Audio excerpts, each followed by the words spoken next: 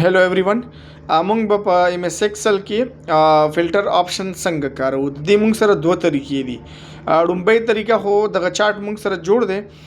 نو دې کې چې کوم خپل د فلټر آپشن دی د هغې سلیکشن سړی واخلي لکه دغه ما سره سی در دی بیا نیم دی د دې بره هیډنګ ما واخیستو زه فلټر ته لاړم دغه ډاټا ما فلټر کړه ټیک شو دغه سلیکټ آل راځي بیا مثال زه یو سلیکټ کوم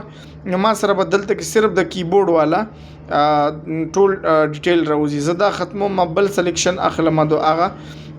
لیپټاپ والا هغه ما سره راځي بیا مثال د دې ټولو سلیکشن بیا په یو ځای باندې علي هغه ټول بداسي په یو ځای باندې راشي ټیک شو.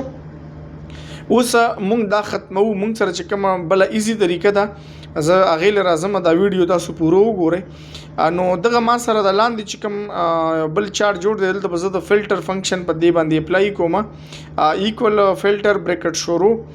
او ټیبل اری کې به ما سره بر چې کوم چارت جوړ دی هغه ټول به زه داسې د دې سلیکشن واخلم کامه به واچوم چې کله کامه ما واچو اوس دلته کې که زه ریټ معلومه د ریټ خانه به واچوم که مثال د دې آیټمز معلومه ما آیټم سلیکشن به والم چې کوم تاسو کوئ بیا به ایکول ساين به واچي او دغه زمونږ لوک اف ویلیو دې سلیکشن به واخلو دا مونږ سره اوس ایرر راځي ولې مونږ سره دغه ځای خالی دی عدالته اوس زه کیبورډ مثال اچو ما کیبورډ واچو مونږ سره د کیبورډ چې څومره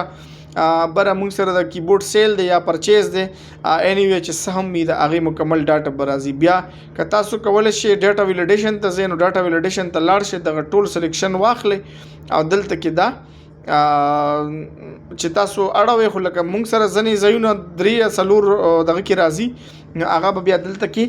ځینې وخت کې مسله کوي خو لکه چې بدل وي نو هغه بیا ډېره په ایزي باندې دلته کې راتللی شي دغه مونږ سره مختلف دغه راځي ډاټا فلټر کېږي لګیا ده چې څنګه تاسو ته پکار وي دلته کې مثال ایل مونږ سره یو دغه دی نو هغه مونږ سره په یو دغه باندې راغی ټیک شو. تاسو کولی شئ زموږ د فیسبوک پاڼه چې کومه ده هغه هم ځان سره خوښه کړئ داسې ښې ویډیوګانې به تاسو راځي او د دې نه علاوه زموږ چې کومه د یوټیوب چینل دی نو هغه هم ځان سره سبسکرایب کړئ خپلو ملګرو سره شیر کړئ چې داسې ښې ویډیوګانې تاسو له در رسي. تھینک یو ویری مچ.